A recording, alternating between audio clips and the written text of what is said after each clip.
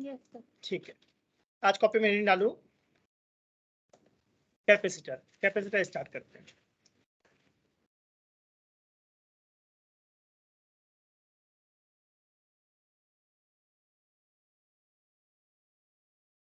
Capacitor, ठीक है। तो कैपेसिटर हमारा कौन है? It is a device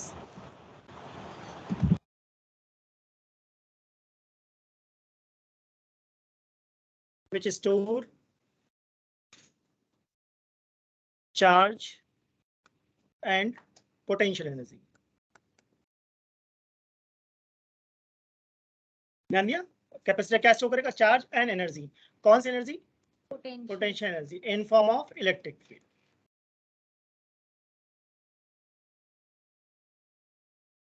in form of electric field.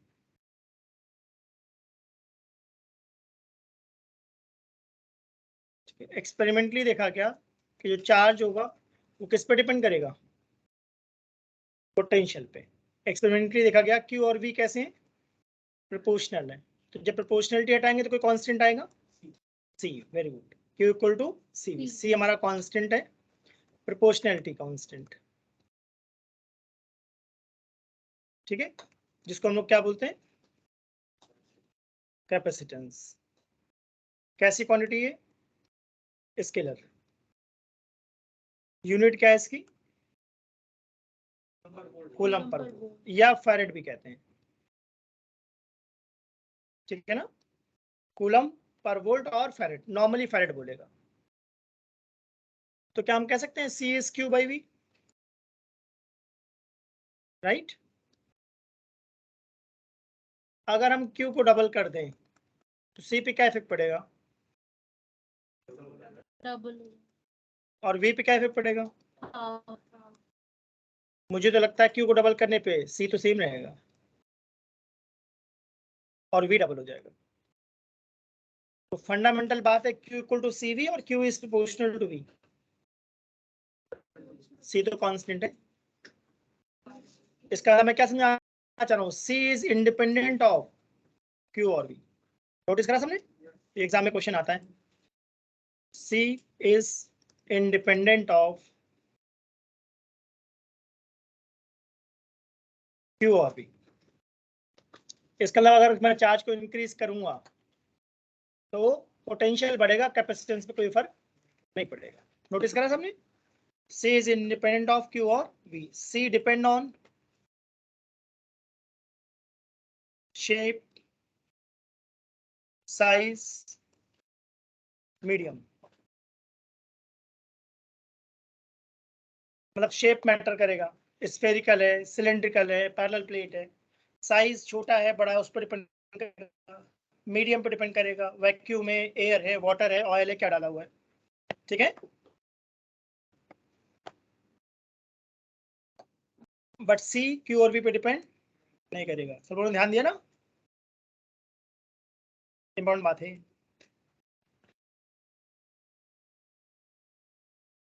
C is ratio of Q and B. ठीक बात बोली? अगर मैं क्यू को डबल करूंगा तो वी भी डबल हो जाएगा, बट सी पे कोई इफेक्ट नहीं पड़ेगा। स्केलर क्वांटिटी है और ऐसा यूनिट हमने क्या देखी? फैरेड। थोड़ा इसको और लिंक करूँ किसी कॉन्सेप्ट से, 11 दिमाग में आ रहा है। क्या हम लोग F limiting equal to mu S N, yes sir. याद आ रहा है?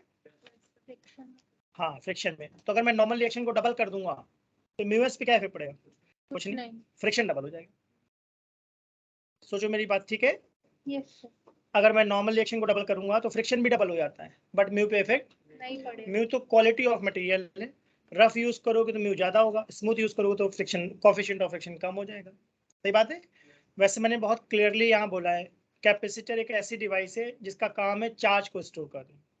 अगर तुम चार्ज को स्टोर करोगे तो क्या चार्ज के आसपास इलेक्ट्रिक फील्ड होगी? मानते हो? चार्ज के आसपास इलेक्ट्रिक फील्ड होती है। इलेक्ट्रिक फील्ड का मतलब हमारे पास क्या है? Potential energy. तो कैपेसिटर क्या स्टोर करेगा? Charge and energy. कौन सी एनर्जी? Potential energy. किस फॉर्म में? इलेक्ट्रिक फील्ड के फॉर्म। सही है? Q is proportional to V is fundamental। इसका मतलब V बदलने पे Q बदलेगा या Q बदलने पे V बदलेगा, C पे कोई इफेक्ट नहीं पड़ेगा। C Q और V पर डिपेंड नहीं करता। C डिपेंड करता है शेप पर, साइज पर और मीडियम पर। शेप का मतलब है इस जो कैपेसिटर होते हैं डिफरेंट डिफरेंट शेप के होते हैं, सिलेंड्रिकल होते हैं। किसी ने अगर देखा हो फैन में लगा होता है, Yes, sir. कंडेंसर जिसको बोलते हैं। फैन जब स्लो हो जाता है तो हम लोग इलेक्ट्रिशियन को बुलाते हैं, तो वो वाइट कलर का एक कंडेंसर होता है, निकालते हैं उसको, चेंज कर देते हैं, तो फैन की स्पीड बढ़ जाती है। सही है? तो ये मैंने एग्जांपल दिया किसका, सिलेंड्रिकल कैपेसिटर का। वैसे मुझे पता है पैरेलल प्लेट कैपेसिटर होते हैं, आगे बताऊंगा। ठीक है ना? तो क्या कैपेसिटर डिफरेंट डिफरेंट शेप के होते हैं, तो शेप से कैपेसिटेंस का फॉर्मूला बदलेगा, यानी कैपेसिटर की वैल्यू भी बदलेगी। छोटा है तो कैपेसिटेंस कम होगा, बड़ा है तो कैपेसिटर ज्यादा होगा। तो शेप इंपॉर्टेंट है एंड साइज भी इंपॉर्टेंट है। जैसे मेरे पास एक आधा लीटर वाली बोतल है और 1 लीटर वाली बोतल है, तो 1 लीटर वाली में ज्यादा पानी इकट्ठा करूंगा ना, मैं ज्यादा पानी भर सकता हूँ, तो वो क्या चीज है उस बोतल की, कैपेसिटी तो है। तो बोतल में हम क्या भरते हैं, पानी, और कैपेसिटर में हम क्या भरते हैं, चार्ज बेसिकली। तो आई होप कैपेसिटर का मतलब समझ में आया। एक ऐसी डिवाइस जो चार्ज को स्टोर कर लेती है। ठीक है, उससे फायदा क्या होता है, जैसे हम लोग लैपटॉप यूज करते हैं तो इसका जो कीबोर्ड है ये कैपेसिटर है। कैमरे को जो हम फोटो खींचते हैं तो क्या फ्लैश होता है, Yes. That is also capacitor. ठीक है, मैंने कैपेसिटर का एग्जांपल दिया कहाँ पर यूज करते हैं। तो कैपेसिटर का मेन काम क्या है, चार्ज को स्टोर करना। अब फ्लैश में क्या होता है, पॉजिटिव चार्ज और नेगेटिव चार्ज मिल जाता है, जिससे लाइट आ जाती है, तो फ्लैश होता है। Yes, sir. जैसे पुराने जो कैमरे होते थे, क्या उनके अंदर बैटरी लगाते थे हम लोग, Yes, sir. सेल वाली। फिर अब जो नए वाले कैमरे आते हैं उनमें क्या होता है, रिचार्जेबल बैटरी लगती है। समझ पा रहे हो? Yes. तो जो बैटरी है क्या वो लाइट प्रोड्यूस करती है, फ्लैश। तो फ्लैश कैसे आता है, पॉजिटिव और नेगेटिव चार्ज को मिलाता है, जिससे फ्लैश आता है कैमरे में। ठीक बात है। जो हम मोबाइल की टच स्क्रीन यूज करते हैं, कैपेसिटर है। जब इसको हम टच करते हैं, फिंगर रखते हैं, तो जहां फिंगर रखते हैं, फिंगर रखने से उस पार्ट का कैपेसिटेंस क्या होता है, चेंज हो जाता है। तो जो इससे करता है कि तुमने किस जगह पे फिंगर रखा। अगर 2 जगह पे फिंगर रखो तो समझ पाएगा नहीं समझ पाएगा वो, नहीं. करके देखना। 2 जगह पे करके देखना, फिंगर रख कर देखना, तो फिर समझ नहीं पाएगा कि ए को प्रोसेस करना है या बी को प्रोसेस करना है। एक जगह फिंगर रख के यूज करो, तो जहां फिंगर रखोगे, ये ग्रिड है क्या बेसिकली, Yes, sir. कैपेसिटर है जिसका डिफरेंट डिफरेंट पार्ट का कैपेसिटेंस है। जहां फिंगर रखोगे, टच वाली सारी मशीन इसी पे काम करती है। जैसे हम लोग एटीएम वगैरह यूज करते हैं, टच होता है। Yes, जहां sir. तुम टच करते हो वो टच से ही तो पहचानता है तुमने कौन सा ऑप्शन चूज करा। सही है, तो काफी इंपॉर्टेंट डिवाइस है ये। तो बेसिक बात मैंने बताई, Q equal to C V और C is Q by V. अगर Q को हम डबल करेंगे तो V डबल हो जाएगा, या V को डबल करोगे तो Q डबल हो जाएगा, बट C पे कोई इफेक्ट नहीं पड़ेगा। C डिपेंड करेगा शेप, साइज एंड मीडियम पे। अगर ये क्लियर हो तो आगे बढ़े। Yes, sir. अगर इसमें से एक भी फैक्टर इफेक्ट हुआ तो पूरा कैपेसिटेंस. जैसे 3 चीजें हैं, इन 3 में से 2 डिपेंडेंट हैं क्या, तो बस जो आपस में डिपेंडेंट है वो बदलेंगे। Q बदलोगे तो V बदलेगा, या V बदलोगे तो Q बदलेगा। C तो डिपेंड नहीं करता। C डिपेंड करता है शेप, साइज एंड मीडियम पे. हाँ अगर इन तीनों में से कोई भी एक फैक्टर. हाँ बिल्कुल, इनमें से कोई भी एक। चलो तो अब नेक्स्ट इन डालो, कैपेसिटेंस ऑफ सिंगल स्फीयर।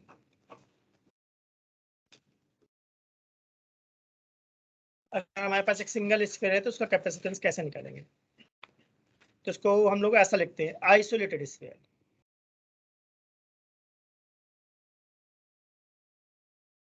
तो आइसोलेटेड स्फीयर का मतलब है एक सिंगल स्फीयर है मेरे पास, और मैंने इसकी सरफेस पे चार्ज दे दिया है Q।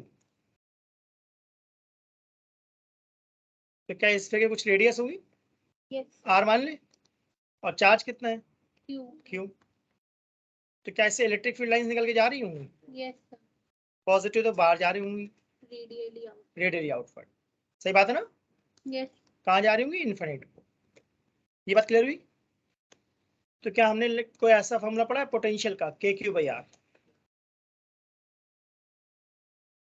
पढ़ा है। K का मतलब मैं क्या बोलना चाह रहा हूँ, 1/4 पाई, और Q का मतलब मैं क्या बोलना चाह रहा हूँ, CV। आज पढ़ा हमने, Q इज CV। तो क्या V से V कैंसिल हो गया, बताओ भाई। तो क्या C हमारा आ गया, 4 पाई एप्सिलॉन नॉट R। ठीक है, तो अगर सिंगल स्फीयर आता है तो उसका आज से कैपेसिटेंस हमने क्या याद करा है, 4 पाई एप्सिलॉन नॉट R। ठीक है, क्या हमारा अर्थ भी स्फीयर है? सर r/k भी होगा ना? हाँ, r/k भी कह सकते हैं। क्या अर्थ हमारा एक स्फीयर है Yes, जिसकी sir. रेडियस कितनी है? 6400 किलोमीटर। तो मैं चाहता हूँ उसका कैपेसिटेंस निकालो। कैपेसिटेंस ऑफ अर्थ निकाल के बताओ कितना है। अर्थ की रेडियस मैंने बता दी है।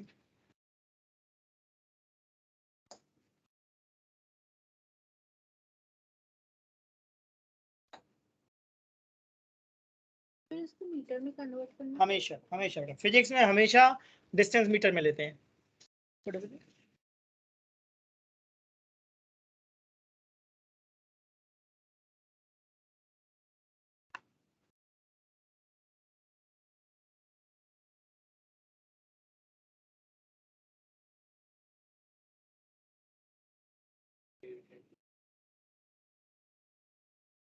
ठीक है, और किसी का?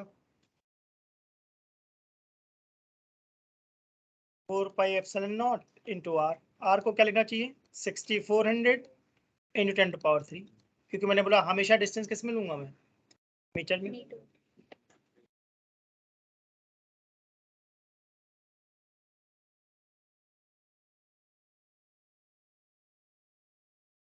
ट्राई कर दो कितना आता है।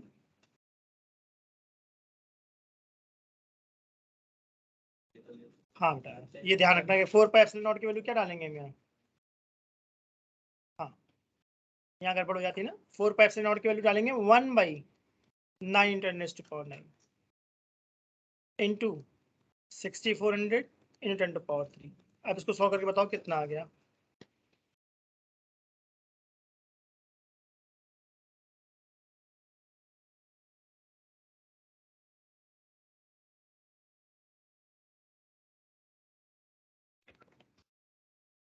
सब लोग सॉल्व करो, बताओ कितना है। 711 इंटू 10⁻, -4। मतलब 7.11 10⁻⁻4 ना। तो 711 इंटू 10⁻⁻6। Yes sir. 7। अगर 711 कह रहा हूँ यस सर। Yes sir. और -6 मुझे क्या दिख रहा है? माइक्रो। तो क्या अर्थ की कैपेसिटी 711 माइक्रोफैरेड है? बहुत ज्यादा है या बहुत कम? बहुत कम, माइक्रोफैरेड।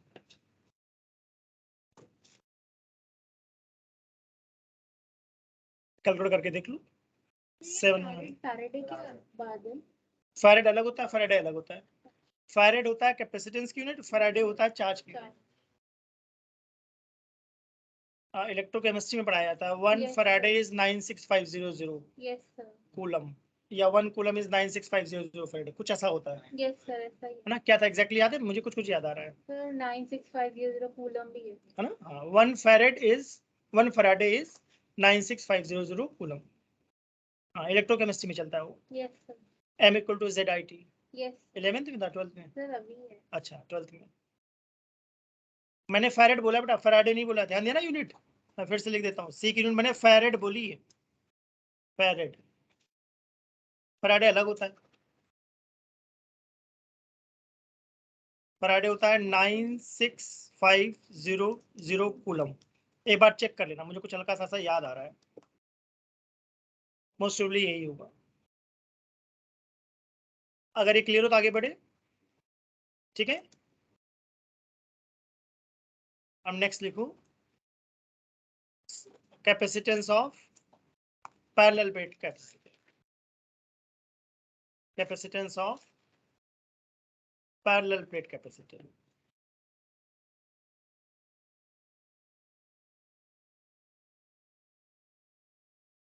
इस पे वेरी इंपॉर्टेंट लगाना, ये काफी इंपॉर्टेंट कॉन्सेप्ट है।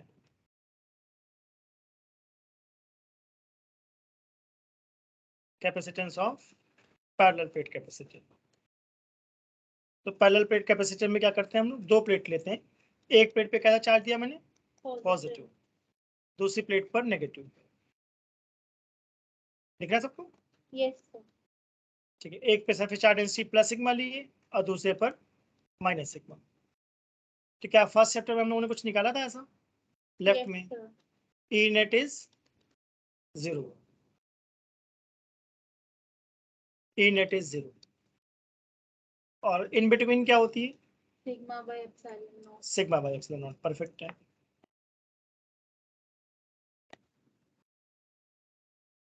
ठीक है, ये मैंने क्या ड्रॉ करी, इलेक्ट्रिक फील्ड लाइंस कहाँ जा रही है, पॉजिटिव से नेगेटिव। ये फॉर्मूला लर्न करना है, मैंने कहा होगा जब ये डेरिवेशन कराई थी कि सेकंड चैप्टर में काम आएगा ये कॉन्सेप्ट। ठीक है, तो क्या ई को हम सिग्मा बाय एप्सिलॉन नॉट कह सकते हैं। ठीक है, इलेक्ट्रिक फील्ड का मुझे एक फॉर्मूला और पता है, वी बाई डी। डी का मतलब मैं क्या बोलना चाह रहा हूँ, distance between two plates, D. तो ये फॉर्मूला आपने डिस्कस करेंगे, नहीं अभी नहीं बताया, हाँ वो भी बताया नहीं मैंने, अभी हमने फर्स्ट टाइम बताया। ई को हम क्या ले सकते हैं, वी बाई टी, और डी का मतलब मैं क्या बोलना चाह रहा हूँ, डिस्टेंस बिटवीन टू प्लेट्स। ए का मतलब मैं क्या बोलना चाह रहा हूँ, area of plate.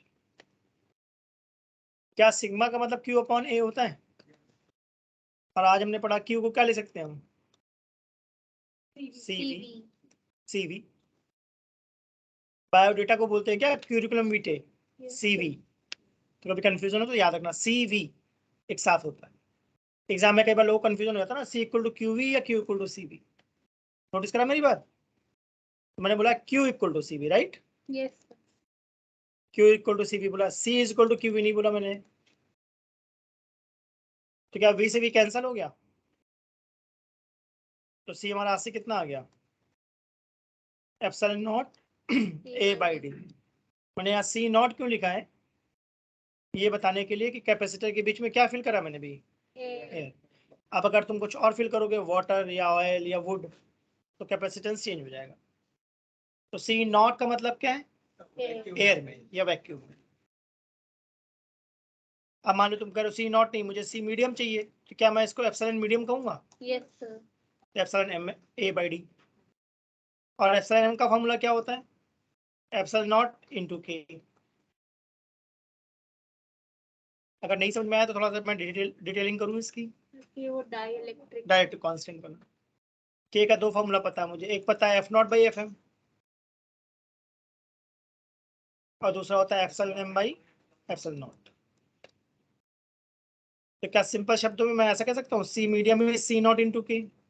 Yes sir, देखो भाई सब लोग, C medium is C naught into के।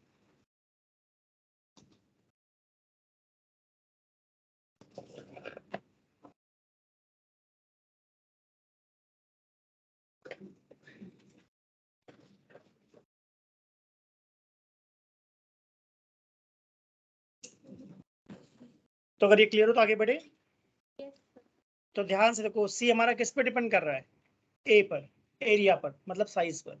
छोटा कैप कोई भी एक प्लेट, दोनों इक्वल है। डी क्या हमारा, डिस्टेंस। तो क्या एग्जाम में ग्राफ पूछ सकता है, अच्छा नोट करो।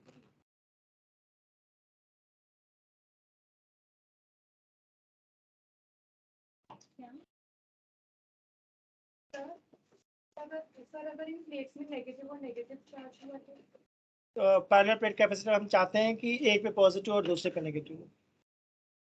अगर नेगेटिव नेगेटिव हुआ तो फिर हमें नेट कैपेसिटेंस निकालना पड़ेगा, तो उसका भी एक तरीका बताऊंगा अभी। दोनों पे पॉजिटिव भी हो सकता है, बट बेस्ट केस हम किसको मानते हैं, पॉजिटिव। तो जो मैं बता रहा हूँ ये बेस्ट केस हुआ, right.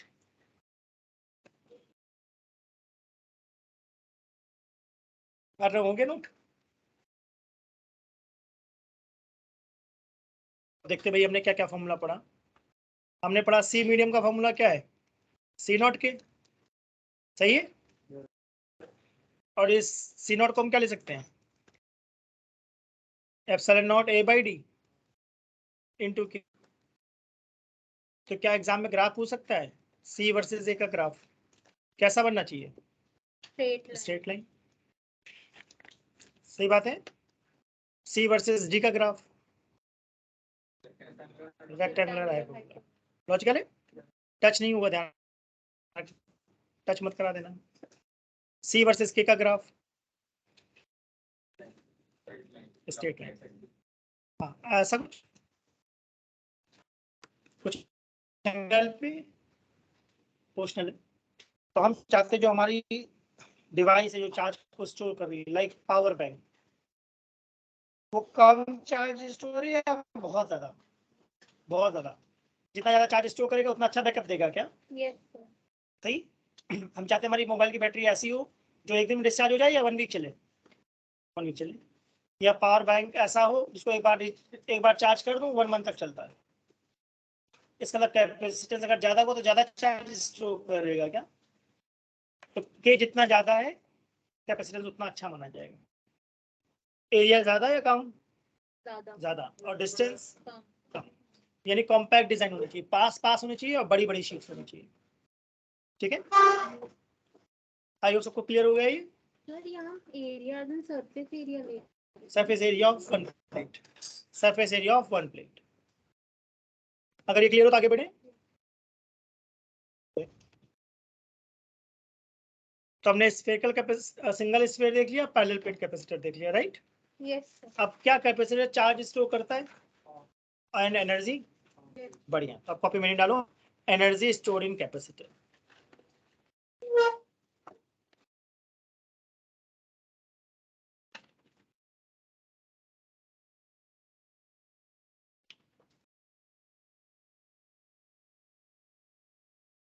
Energy store in capacitor.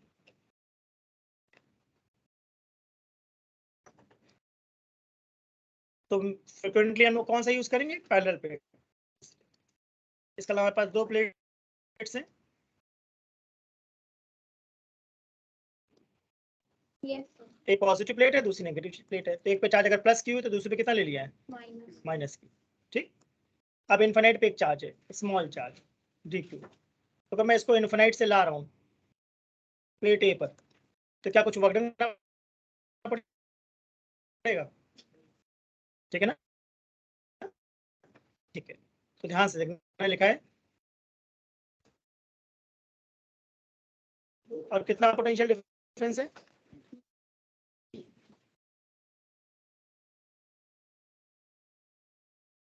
मनन घर तुम वो शो हो रहा है ना स्क्रीन मेरी। Yes sir. ठीक है बेटा, Yes, कभी sir. नेटवर्क चला जाए तो बता देना भाई कि मैसेज वगैरह करके ग्रुप पे। ठीक है, तो वर्क डन का फॉर्मूला मैंने क्या लिखा है, dq इंटू वी। dq कौन है, जो चार्ज इन्फिनिट से लेकर आ रहे हैं, और v कौन है, पोटेंशियल डिफरेंस। ध्यान रखना v का मतलब पोटेंशियल डिफरेंस लिख रहा हूँ। अगर टोटल वर्क डन चाहिए तो क्या करूंगा, इंटीग्रेट। इंटीग्रेट लॉजिकल है, क्या आज हमने पढ़ा था q इक्वल टू cv होता है, तो v को मैं क्या ले सकता हूँ, q बाई सी। लॉजिकल है, तो मुझे तो लग रहा है कि c बाहर आ गया और ये बन गया integration q into D Q. तो डी क्यू कह रहा है किसको इंटीग्रेट करूँ, q को। q की पावर कितनी है, 1। तो मुझे इंटीग्रेशन का एक फॉर्मूला पता है जो मैक्सिमम यूज होता है, x टू पावर n का इंटीग्रेशन क्या होगा, x to power n plus 1 upon n plus 1। सही लिखा, सोच लो सब लोग। ठीक है, इनिशियली चार्ज मैंने कितना लिया है, 0, और फाइनली कितना ले रहा हूँ, q। तो q टू पावर 1 का इंटीग्रेशन क्या होगा, q स्क्वायर बाई 2। जो हम वर्क डन करते हैं चार्ज को इन्फिनाइट से लाने में, क्या वो एनर्जी की फॉर्म में स्टोर हो जाता है। तो क्या हमारे पास कोई फॉर्मूला बन गया, energy equal to Q square by 2c। कौन सी एनर्जी है, पोटेंशियल। इसकी डेरिवेशन आती है और इस पर न्यूमेरिकल भी आता है एग्जाम में।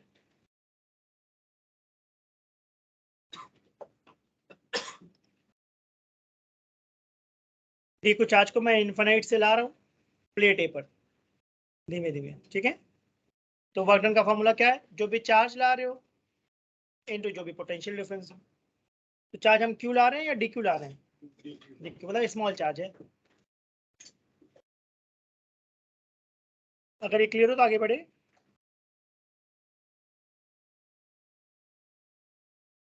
माधव को डाउट है,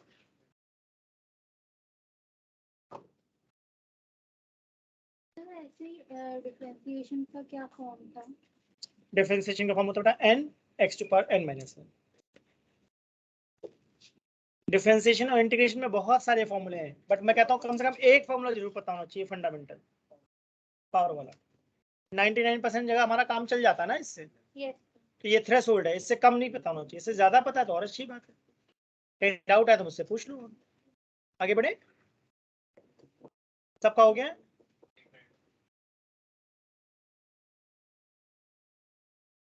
प्रीत नहीं हुआ क्या भाई?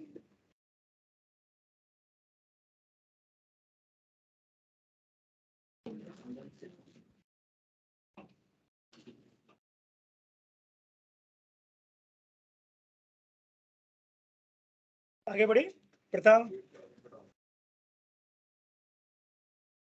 तो बेसिकली मैं चाहता हूँ कम से कम एक फॉर्मूला में याद होना चाहिए एनर्जी का, जो था Q²/2C। अब मेरे दिमाग में एक आइडिया आ रहा है, कुछ रह गया क्या बेटा? करो जल्दी से। अब मेरे दिमाग में आइडिया आ रहा है, क्या मैं Q को कुछ लिख सकता हूँ? CV, यानी पोटेंशियल एनर्जी की दूसरी फॉर्म बन जाएगी। तो अब मैं Q को क्या लिखना चाहता हूँ? CV।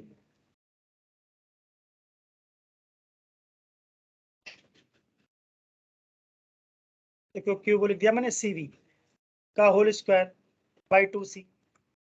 तो क्या ये ऐसा बन जाएगा C²V²/2C?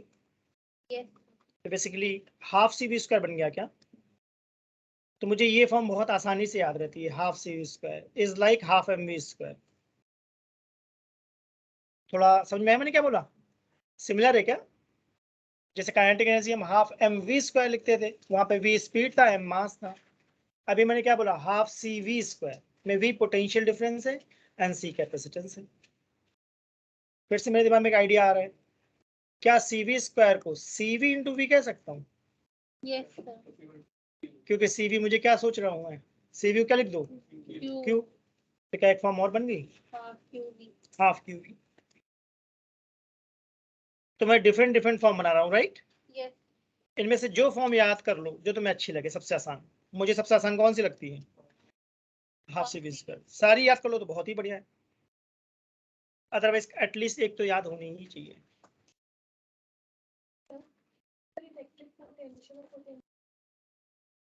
इलेक्ट्रिक पोटेंशियल है मतलब किसी एक पॉइंट में पोटेंशियल है विद रिस्पेक्ट टू इनफिनिट, और पोटेंशियल डिफरेंस मतलब पोटेंशियल में difference between any two points. Any two points को बोलते हैं पोटेंशियल डिफरेंस, और पोटेंशियल मतलब विद रिस्पेक्ट टू इनफिनिट। मतलब मैं देखो बनाता हूँ डायग्राम में। फॉर्मूला में क्या डिफरेंस है? मतलब मैं तो वो बताता ही नहीं, इनफैक्ट सब बताऊँ तो उस सबसे कंफ्यूजन क्रिएट होती है। देखो मैं ये बोलता हूँ, ध्यान से देखना मेरी बात। अगर मैं लिखता हूँ ए का पोटेंशियल है 10 वोल्ट, इस बात का मतलब है एक पॉइंट ए जिसका पोटेंशियल 10 वोल्ट है with respect to what? Infinite. समझ जाओगे मैंने क्या लिखा है? Yes sir. वैसे एक पॉइंट है बी जिसका पोटेंशियल है 2 volt with respect to what? Infinite. तो अगर मैं पोटेंशियल बोलता हूँ तो इसका मतलब बाय डिफॉल्ट मैं किसके रिस्पेक्ट में बात करता हूँ? इनफिनिट से चार्ज को लाने में, ए तक लाने में 10 वोल्ट, इनफिनिट से बी तक लाने में 2 वोल्ट। अब तुम करो पोटेंशियल डिफरेंस क्या होता है, तो मैंने कहा VA माइनस VB। कितना आ जाएगा? 10 - 2 दैट इज 8 वोल्ट। ठीक है, तो अब डायग्राम में समझाऊं? ये मेरा इनफिनिट है, जहाँ पे कौन रखा हुआ है? 1 कूलम। इनफिनिट से एक चार्ज को पकड़ा, 1 कूलम को ए तक ले गया, तो कितना वर्क करा? 10 जूल। इसलिए इसका पोटेंशियल है 10 वोल्ट। तुमने कहा एक पॉइंट और है बी, तो मैं कहा चलो ठीक है, अगर इस 1 कूलम को बी तक ले जाता तो कितना वर्क करता? 2 जूल या 2 वोल्ट। सही है। अब तुम करो नहीं, इनफिनिट से मत ले जाओ, अब तुम करो कहाँ से ले जाओ? बी से। ठीक है, अब तुम करो चार्ज हमारा कहाँ जा रहा है? बी से। तो इनफिनिट से ए तक कितना है? 10 जूल। इनफिनिट से बी तक कितना वर्क है? 2 जूल। तो बी से ए तक कितना होगा? 8 जूल। सही। और चार्ज कितना ले जा रहे हैं? 1 कूलम। तो अगर डेफिनेशन याद आ रही हो तो मैंने क्या डेफिनेशन बताई थी? 1 कूलम चार्ज को इनफिनिट से ए तक लाने में जो वर्क होता है दैट इज इलेक्ट्रिक पोटेंशियल। तुम करो पोटेंशियल डिफरेंस बताओ, तो मैं क्या बोलूंगा? 1 कूलम चार्ज को बी से ए तक ले जाने में जो वर्क कर रहे हो that is potential difference between A and B. Now I hope this is clear to everyone. Yes sir. Potential difference means you are talking about two points, and potential means I am talking about 2 points where one point is by default infinity. Logical है? Yes sir. तो इसमें A to B minus ही तो। हाँ, अगर A to B है तो minus A to जाएगा, उल्टा। देखो सब लोग ठीक बात है। VA माइनस VB का मतलब समझ में आ रहा है कि तुम चार्ज को B से A ले जा रहे हो, तो B से A तक ले जाने में कितना वर्क करना पड़ रहा है? 8। अब तुम करो ए से बी निकालना है, तो V A minus V B कितना आया था मेरा 8।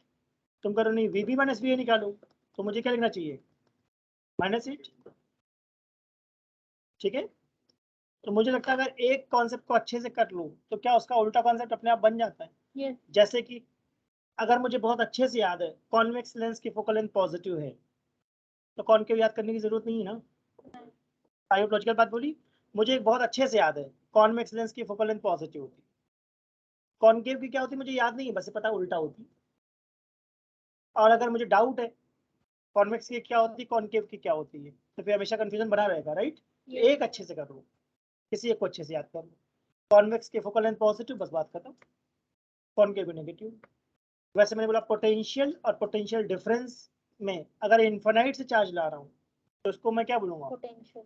पोटेंशियल, और बी से ए तक ले जा रहा हूँ Potential. तो पोटेंशियल डिफरेंस। अभी कराऊंगा क्वेश्चन, आज एक डेरिवेशन करानी है, उससे क्लियर होगा। पहले मैं जानना चाहता हूँ कि क्या तुम लोगों को कैपेसिटेंस समझ में आया जो मैंने बताया। ठीक है, मैंने बोला it is a device which store charge and energy experimentally Q is equal to CV, where I told you clearly C does not depend on Q or V, it depends on shape, Medium. size and medium. For single sphere, C is 4 pi epsilon naught R, and 4 pi epsilon naught means 1 by 9 into 10 raised to power 9. For Earth, capacity is 711 microfarad, right? Then for parallel plate capacitor, electric field outside either leftmost or rightmost zone has 0 value, and electric field between plates is sigma by epsilon naught. इन फॉर्मूले में confusion तो नहीं हो रही? No, sir. सबको clear है ना? किसी को मान लो नहीं समझ में आ रहा है तो फर्स्ट चैप्टर को मैंने यूट्यूब पे डाल दिया भाई, वहां से पढ़ो, मैंने सारी डेरिवेशन कराई है अच्छे से। फिर क्या मैंने आज एक नया फॉर्मूला बताया, इलेक्ट्रिक फील्ड को V by D भी कहते हैं। देखो मैंने लिखा ना is V by D, Sir, ये कैसे आया? वो मैं कराया नहीं, अभी कराऊंगा। मैंने कहा अभी मैंने कराया नहीं, मैंने बोला इलेक्ट्रिक फील्ड को V by D कहते हैं, कैसे कहते हैं वो भी कराऊंगा। तो क्या यहाँ से C नॉट आ गया बड़ा epsilon not A by D, फिर क्या C मीडियम आया C नॉट इंटू के, देखो था ना। फिर क्या हमने ग्राफ देखे, A के साथ कैसा है प्रोपोर्शनैलिटी है, सही है। D के साथ कैसा है इनवर्स रिलेशन है, इनवर्स मतलब रेक्टेंगुलर हाइपरबोला। K के साथ कैसा है डायरेक्ट, Direct. और K में कंफ्यूजन तो नहीं होती है, 2 K होते हैं हमारे पास। एक K में कौन सा लिख रहा हूँ ये डाइलेक्ट्रिक कांस्टेंट, और एक K कूलम्स कांस्टेंट होता है। एक K में कौन सा बोल रहा हूँ Direct. Dielectric constant. उसके बाद हमने देखा कैपेसिटर चार्ज भी स्टोर करता है और एनर्जी, तो एनर्जी के फॉर्मूले बताना चाह रहा हूँ। तो पहला फॉर्मूला क्या बताया मैंने Q square by 2C। 2C. ठीक है, मुझे डेरिवेशन नहीं याद रहती, बस एक बेसिक अप्रोच दिमाग में है कि वर्क डन क्या होता है dq मतलब जो भी चार्ज आ रहे हो इनटू v, बस उसको इंटीग्रेट कर दो। ठीक है, दूसरी फॉर्म हमने क्या पढ़ी half C V square, third form क्या पढ़ी हाफ क्यू वी। ठीक है, मुझे बता सकता है मास डेंसिटी क्या होती है, मास डेंसिटी मास बाई, मैंने पूछा मास डेंसिटी क्या होती है, नॉर्मली डेंसिटी क्या होती है चलिए बताओ। Mass by volume. मास, ठीक है ना। डेंसिटी का मतलब सिंपल शब्दों में क्या है पता है, मास अपॉन वॉल्यूम, सही ना। Yes. तभी मैंने वर्ड क्या लिखा है Energy density. एनर्जी डेंसिटी, तो मैं क्या लिखने वाला हूँ Energy by volume. Energy by volume. तो अजीब है लॉजिकल फॉर्मूला है। Logical. Normally density means mass by volume, उसको मास डेंसिटी बोलते हैं। अभी मैं कौन सी डेंसिटी निकाल रहा हूँ एनर्जी। Energy density. ठीक, मैंने बोला जो हमारे पास कैपेसिटर होते हैं उनकी प्लेट्स का एरिया हम कितना लेते हैं ए, बीच का गैप कितना लेते हैं D. डी, तो वॉल्यूम कितना दिख रहा है इसके बीच में TA. डी ए या ए इंटू डी। ठीक, क्या आज हमने एनर्जी का फॉर्मूला पढ़ा half C V square. Yes.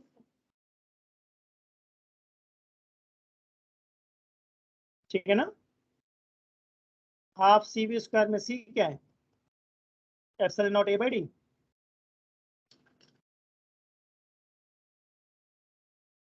Into V square by A D.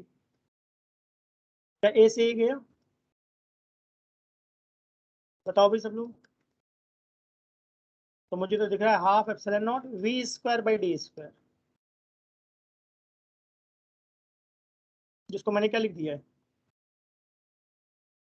V by D whole square. क्या आज मैंने बताया कि वी बाई डी को हम इलेक्ट्रिक फील्ड कह सकते हैं। Yes, sir. ठीक है, एज अ फॉर्मूला भी याद करना है, इसकी डेरिवेशन भी करेंगे। ठीक है, एनर्जी डेंसिटी का सिंबल होता है स्मॉल यू ई, इसका मतलब इलेक्ट्रिक एनर्जी डेंसिटी है। ई का मतलब समझ में आया, इलेक्ट्रिक। वैसे मुझे मैग्नेटिक भी पता है, तो इलेक्ट्रिक एनर्जी डेंसिटी क्या बन गई, half epsilon naught E square.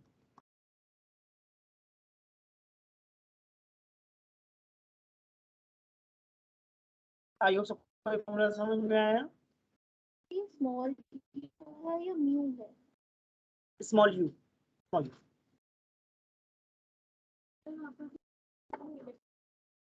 Potential difference, potential difference, एक ही बात है, एक ही बात। अब ये बताओ, क्या यू ई का मतलब मुझे लग रहा है एनर्जी अपॉन वॉल्यूम होता है?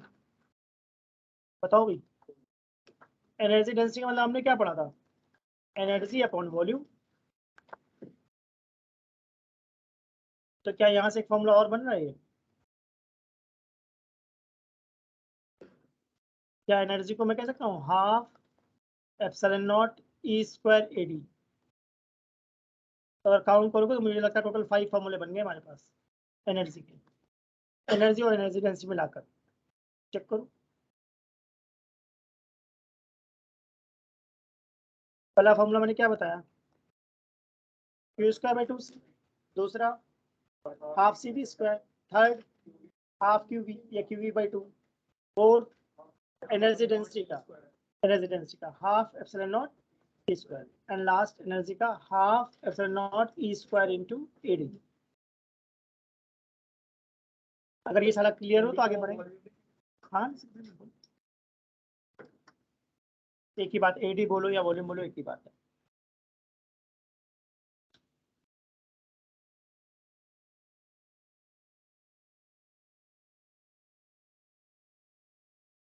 एनर्जी वाला टॉपिक समझ में आया सबको?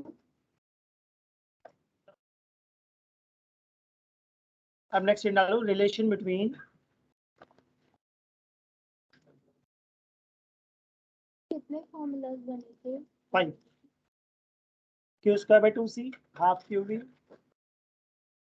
Half C V square, half epsilon naught E square and half epsilon naught E square AD.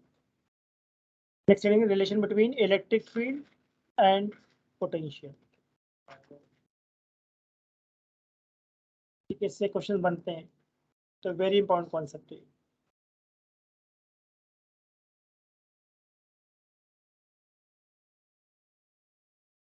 क्या सबको सरफेस ए दिख रही है, जिसका पोटेंशियल मैंने कितना लिया है बी? क्या सबको सरफेस बी दिख रही है, दिख रही? इसका पोटेंशियल मैंने ले लिया वी प्लस डेल्टा वी। ठीक, इलेक्ट्रिक फील्ड लाइंस हमेशा सरफेस के साथ कितना एंगल बनाती हैं, दिख रहा है सबको? सही। अब ध्यान से देखना मैं क्या बताना चाह रहा हूँ। मेरे पास एक चार्ज है जिसको मैं बी से ए ले जाना चाहता हूँ, ध्यान दिया? चार्ज को मैं कहाँ ले जाना चाहता हूँ, बी से ए, ऐसा, अगेंस्ट इलेक्ट्रिक फील्ड। नोटिस करा सबने? इस चार्ज को मैंने बोल दिया क्यू, तुम चाहो तो 1 कूलम समझ सकते हो, 1 कूलम। तो क्या डिस्प्लेसमेंट, ध्यान दो मैं क्या बोलना चाह रहा हूँ, क्या डिस्प्लेसमेंट हमारा बी टू ए है? Yes, sir. क्या electric field A to B है? नोटिस करा Yes, सबने? sir. तो मैंने लिखा है work done to move test charge Q from B to A. ठीक है, work done to move test charge Q from B to A. तो वर्क का फॉर्मूला मुझे क्या पता है, फोर्स डॉट डिस्प्लेसमेंट, पता है सबको? Yes, sir. क्या फोर्स को मैं क्यू ई कह सकता हूँ? ठीक है, डिस्प्लेसमेंट को सिंबल मैंने दे दिया डेल्टा एल। डिस्प्लेसमेंट को सिंबल क्या दिया है? Delta L. Delta L. ठीक है, अब ये बताओ क्या वर्क का मैंने कोई ऐसा फॉर्मूला पढ़ाया है, Q V final minus V initial? Yes sir. यहाँ फाइनल वर्ड का मतलब मैं क्या बोलना चाह रहा हूँ, पोटेंशियल ऑफ ए। फाइनली में ए पर है ना, इनिशियली कहाँ से लेते हैं, बी पर। तो क्या मैं क्यू से क्यू कैंसिल कर सकता हूँ, या फिर क्यू को 1 कूलम डाल दो, उससे भी कोई दिक्कत नहीं। बुक्स में 1 कूलम कहता है। ए का कितना पोटेंशियल लिया था हमने, बी, और बी का कितना लिया था, बी प्लस डेल्टा। तो क्या ब्रैकेट ओपन करने में कुछ बात बनेगी, V minus delta V is E delta L. क्या माइनस वी और प्लस वी कैंसिल हो गया, बताओ भी। यस। तो इलेक्ट्रिक फील्ड का फॉर्मूला मेरे पास क्या बन गया, minus delta we upon delta.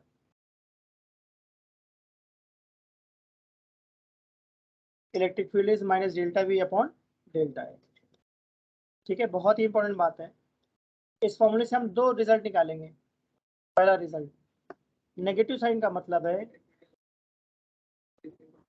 बढ़िया, electric field move from higher potential to lower potential. Very good Arnav, बिल्कुल सही तुमने बोला। क्या मैंने बहुत सिंपल शब्दों में बोला, अर्नव ने बोला बिल्कुल परफेक्ट एनसीईआरटी की लाइन है। मैंने सिंपल शब्दों में बोला electric field move from higher potential to lower potential. इसका मतलब जिस भी डायरेक्शन में इलेक्ट्रिक फील्ड आएगी उस डायरेक्शन में पोटेंशियल क्या होगा, कम होगा। और एग्जाम में डायरेक्ट पूछते हैं एप्लीकेशन पूछेंगे, एप्लीकेशन पूछेगा इनके। मैंने कूलम्स लॉ वाला ग्राफ दिया था तुम्हें वो टेस्ट में, एग्जाम में आया नहीं आया, आया था, देखो एप्लीकेशन पूछता है। फिजिक्स में तो सारा ही एप्लीकेशन पूछेगा। इस साल लेटेस्ट सबने पैटर्न देख लिया सीबीएसई का? Yes sir. मैंने शायद ग्रुप में भेजा था, नहीं भेजा था, मैम ने भेजा था, मैं भेज दूंगा। मतलब मैं कहना चाहूँ डे बाई डे क्या इंप्रूव करते जा रहे हैं पेपर के पैटर्न को। इसका मतलब रट्टा वाला काम खत्म कर रहे हैं वो, अब चाहते हैं वो एप्लीकेशन, दिमाग लगाओ क्वेश्चन। ठीक है, तो इसका मतलब अंडरस्टैंडिंग बहुत जरूरी है या नहीं है? Yes sir. तो मैंने बहुत क्लियरली बोला, माइनस साइन का मतलब मुझे समझ में आता है, इलेक्ट्रिक फील्ड हमेशा हायर पोटेंशियल से लोअर पोटेंशियल की तरफ चलेगी। जैसे गर्म पानी और ठंडे पानी को मिला दो तो हीट ट्रांसफर होता है इस डायरेक्शन में, हायर टेम्परेचर लोअर टेम्परेचर। तो ऐसे मैंने बोला electric field move from higher potential to lower potential. जिस डायरेक्शन में इलेक्ट्रिक फील्ड चल रही है उस डायरेक्शन में पोटेंशियल पक्का कम होगा। ऐसा मैंने तुम लोगों को पहले बताया था इक्वी पोटेंशियल सर्फेस में। यस। आज जो हमने उसका बताया कि निकला कहाँ से कौन सा। अगर ये नोट हो गया तो आगे बढ़े। हाँ था पॉजिटिव, तो B2A नहीं, B2A तो निकाला। Final view. अच्छा, हाँ तब है। नहीं नहीं यही होता, यही होता। अगर ये नोट हो गया तो आगे बढ़े। नोट हो गया ये? Yes sir. ठीक है, अब ध्यान से देखना, जो E equal to minus G V by D L था, ध्यान से देखना, बुक में ऐसा लिखा होता है, मैं थोड़ा डिफरेंट फॉर्म में लिखता हूँ। मैं इसको ऐसा लिखता हूँ, E is equal to minus G V by D L, मैं ऐसा लिखता हूँ। ठीक है, कोई पहचानता है ये सिंबल मैंने किस चीज का बनाया है, क्या चीज होती है? तुम लोग डिफरेंशिएशन पढ़ते हो राइट, ये पार्शियल डिफरेंस थोड़ा अलग चलता है, मैं बता दूंगा कैसे चलता है। बट मैंने बोल दिया कि मैं इसको minus del we by del L लिखता हूँ। तो माइनस साइन का पहला मतलब क्या था, इलेक्ट्रिक फील्ड हमेशा हायर पोटेंशियल से लोअर पोटेंशियल पर आएगी। ठीक है ना? तो अगर मैं ऐसे समझाऊं कि इलेक्ट्रिक फील्ड राइट साइड जा रही है, क्या सबको दिख रहा है, 10 वोल्ट 9 वोल्ट 8 वोल्ट। इस डायग्राम से मैंने बताया इलेक्ट्रिक फील्ड की डायरेक्शन का मतलब है पोटेंशियल कम हो रहा है। कोई बता सकता है सेकंड इसका क्या मतलब हो सकता है? Magnitude of electric field is directly proportional potential. क्या ऐसा कह सकते हैं कि electric field magnitude of electric field equal to magnitude of potential difference if delta L is 1? बताओ भाई, क्या इलेक्ट्रिक फील्ड हमारा पोटेंशियल डिफरेंस के इक्वल हो जाएगा? Yes, sir. सोचो फॉर्मूले से देखो तो। अगर डेल्टा एल को मैं 1 डाल दूं तो इलेक्ट्रिक फील्ड और डेल्टा वी सेम ही बात है क्या? Yes, sir. सही। एक बात मैं बहुत क्लियरली बोलना चाहता हूँ, बुक में नहीं लिखा था। डेल्टा एल का मतलब मैं लिखना चाहता हूँ परपेंडिकुलर डिस्टेंस। लिख लेना भाई, ये बहुत काम की बात है। Equal to minus D V by D L में हमेशा डिस्प्लेसमेंट कौन सा लेना है? Perpendicular. वो क्वेश्चंस करोगे तो समझ में आएगा मैंने क्यों बोला ऐसा।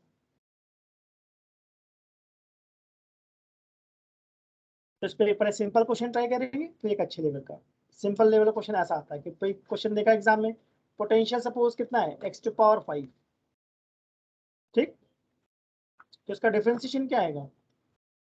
5x to the 5x power to power, ठीक। इलेक्ट्रिक फील्ड किसके इक्वल होती है? Minus D V by D L, तो minus D V by D X भी कह सकते हैं क्या? तो क्या हमारा answer minus 5x to power 4 newton पर कूलम आ जाएगा? ठीक है। हम यहाँ डेल्टा को ट्रायंगल से भी बना सकते हाँ, बट मैं देखो कुछ और बनाता हूँ। क्यों बनाता हूँ वो अगले क्वेश्चन में क्लियर होगा मैं ऐसा क्यों करता हूँ। पहले भी समझ में आ गया सबको? x to power 4, x to power 5 का डिफरेंशिएशन हो गया 5x to power 4। Minus sign लगाना मत भूल जाना, गड़बड़ हो जाएगी, ठीक है। 20% MCQ आएगा, सबको पता है ना एग्जाम में? वहाँ पे ऑप्शंस होंगे विदाउट साइन और साइन वाले भी, ठीक है। देखो क्वेश्चन 2, थोड़ा इसको ध्यान से देखना, ये अच्छा क्वेश्चन है।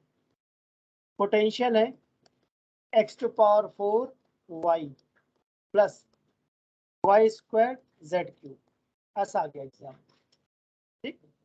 और क्वेश्चन क्या था? फाइंड इलेक्ट्रिक फील्ड एट 1, 2, 3, ठीक है। तो ये थोड़ा अच्छा क्वेश्चन है, कैसे सॉल्व करते हैं देखो। तो क्वेश्चन सबको समझ में आ गया? हैं। Yes. देखते हैं क्या होता है। मैं लिखा ई का फॉर्मूला मुझे जो पता है वो है minus D V by D X I cap. मैं नॉर्मल डिफरेंशिएशन लिखा है या पार्शियल? Partial. पार्शियल का मतलब है जब एक्स को डिफरेंशिएट कर रहे हो तो एक्स वेरिएबल है, बाकी सब कांस्टेंट है। ध्यान दिया मेरी बात? पार्शियल का मतलब होता है अगर minus del we by del x निकाल रहे हो तो एक्स वेरिएबल है, बाकी सारा क्या है? कांस्टेंट। तो मुझे ये दिख रहा है x टू पावर 4 y ना, तो मुझे x टू पावर 4 का डिफरेंशिएशन क्या दिख रहा है? 4x क्यूब, और y कांस्टेंट है, सही है। प्लस में क्या लिखूं? 0,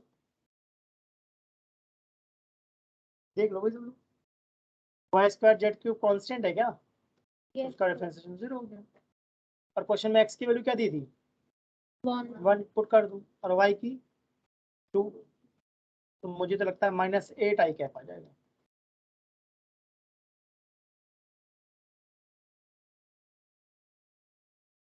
हाँ इसी बात। अब वैसे ही हम क्या निकालेंगे? ई वाई भी निकालेंगे क्या?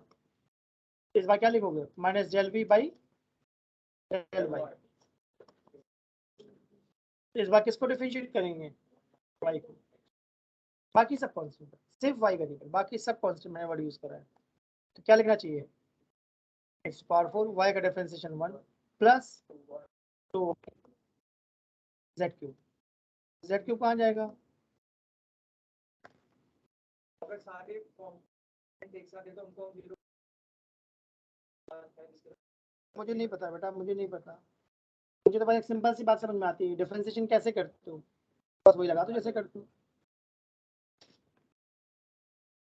ना कॉम्प्लेक्स करने की जरूरत ही नहीं, सिंपल से मैंने क्या बोला, y को डिफरेंशिएट कर रहे हो ना, तो y को करो, बाकी सब कांस्टेंट है। अब डिफरेंशिएशन में पढ़ा होगा तुमने, अकेला कांस्टेंट है तो 0, और मल्टीप्लाई में तो पढ़ा रहेगा। हाँ रहता ही हो, जो मैंने लिखा राइट है या रॉन्ग है, बस तो वैल्यू डालो। और ये सब चीजें बुक में नहीं मिलेंगी, सीधा एग्जाम में दिखती हैं फिर, इसलिए ध्यान से देख लो भाई। मैंने बोला ना एग्जाम में फिजिक्स में एप्लीकेशन पूछेगा। चलो भाई, x की वैल्यू कितनी है? 1, y की 2 और z की 3। 27 2 ज़ा 54, 108, 109 आ रहा है क्या? -109। करके देखो। और बैठे मत रहो बेटा, कोशिश करते रहो तभी सीख पाओगे, बैठे रहोगे गड़बड़ हो जाएगी।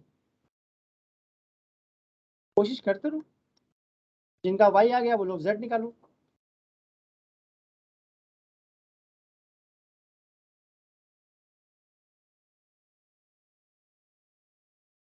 मैंने बस एक सिंपल सी बात बोली, इस बात सिर्फ और सिर्फ किसको डिफरेंशिएट करना है, जेड को, बाकी सारा कांस्टेंट।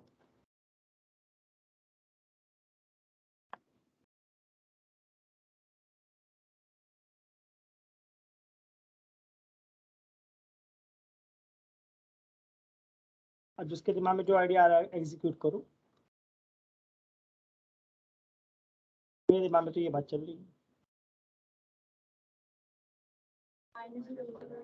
3 3 9 4 36 3 108, 108 आना चाहिए, -108 के क्या। तो इसका मतलब फाइनली मेरा आंसर क्या आ गया, मेरा आंसर आ गया -8 आई कैप -109 जे कैप प्लस सॉरी -108 के कैप। सही। अगर इलेक्ट्रिक फील्ड का मुझे मैग्नीट्यूड चाहिए तो अंडर रूट -8 स्क्वायर प्लस -109 का होल स्क्वायर प्लस -108 का होल स्क्वायर। अगर मुझे फोर्स चाहिए तो क्या फोर्स का फॉर्मूला QE होता है। तो अगर इस पे एग्जाम में क्वेश्चन आएगा तो तुम्हें पोटेंशियल देगा, पोटेंशियल को डिफरेंशिएट करके क्या निकालोगे, इलेक्ट्रिक फील्ड, फिर क्या निकालोगे, इलेक्ट्रिक फील्ड का मैग्नीट्यूड, उसके बाद F = QE। तो ये काफी अच्छा कॉन्सेप्ट है। तो हम ऐसे तब करते हैं जब 3 वेरिएबल होते हैं। नहीं, कितने वेरिएबल हो, 2 होंगे तब भी करेंगे, थर्ड वाला 0 हो जाएगा।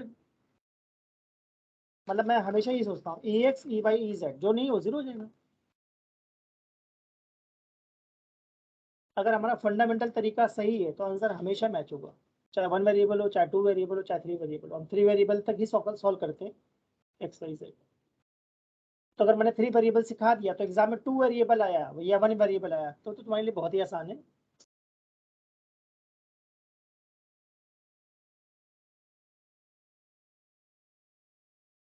बट ये हार्ड से मतलब हायर लेवल का एप्लीकेशन है, 20% पेपर ऐसा आएगा एग्जाम में। तो इस क्वेश्चन का आंसर इंपॉर्टेंट बात है या कॉन्सेप्ट इंपॉर्टेंट बात है। कॉन्सेप्ट एग्जाम में सेम क्वेश्चन थोड़ी नहीं आएगा, फिर बदल देगा।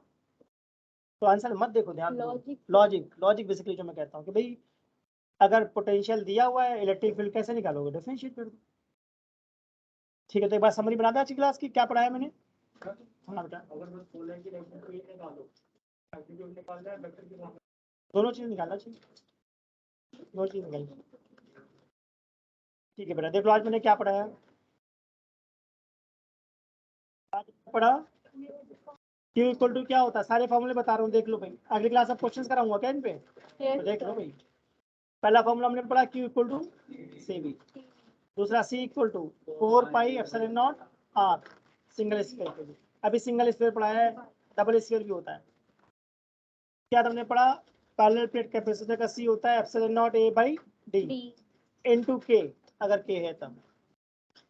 उसके बाद हमने पढ़ा एनर्जी के फॉर्मूले, half CV² Q²/2C, half QV, half ε0 E², half ε0 E² अगर एनर्जी डेंसिटी है, और एनर्जी तो हाफ ε0 E² इंटू AD। ठीक है, अभी का भी कर लो बेटा, बाद में कुछ नहीं होना, मुझे भी पता है कुछ नहीं याद होना वाला UE वाला है, यूई। उसके बाद हमने पढ़ा इलेक्ट्रिक फील्ड क्या होता है, -dV/dl। क्या -dV/dl को ही मैं V/d कहता हूँ। देखो ध्यान से, जो मैंने -dV/dl लिखा है, क्या आज मैंने उसको इस फॉर्म में बताया है, E = V/d। देखो ध्यान से, ये एक ही बात है, E = -dV/dl या E = V/d एक ही बात है। V का मतलब क्या है, पोटेंशियल डिफरेंस, और D क्या है, डिस्टेंस बिटवीन टू प्लेट्स। तो क्या E = V/d स्पेशल केस है पैरेलल प्लेट कैपेसिटर का। ठीक है, माइनस साइन का मतलब हमने क्या पढ़ा, electric field move from higher potential to lower potential. Clearly मैं बोला डेल्टा L क्या है, परपेंडिकुलर डिस्टेंस। देख लो भाई, फिर मैंने बोला मोस्ट एवरी क्वेश्चन कैसा आएगा, क्वेश्चन 1 जैसा सिंपल डिफरेंशिएशन। पर अगर इसमें थोड़ा अच्छा क्वेश्चन बनाने की कोशिश करेंगे तो वेरिएबल्स बढ़ा देंगे। जैसे मैंने लिया x to power 4y plus Y square Z cube. तो जब हम पार्शियल डेरिवेटिव करते हैं तो मैंने बहुत सिंपल बोला minus delta v by delta x में x वेरिएबल है, बाकी सबको कांस्टेंट की तरह ट्रीट करना। Similarly minus delta v by delta y में y वेरिएबल है, बाकी सब constant. Minus delta v by delta z में z वेरिएबल है, बाकी सारा कांस्टेंट है। And i cap j cap k cap लिखना पड़ता है, ठीक।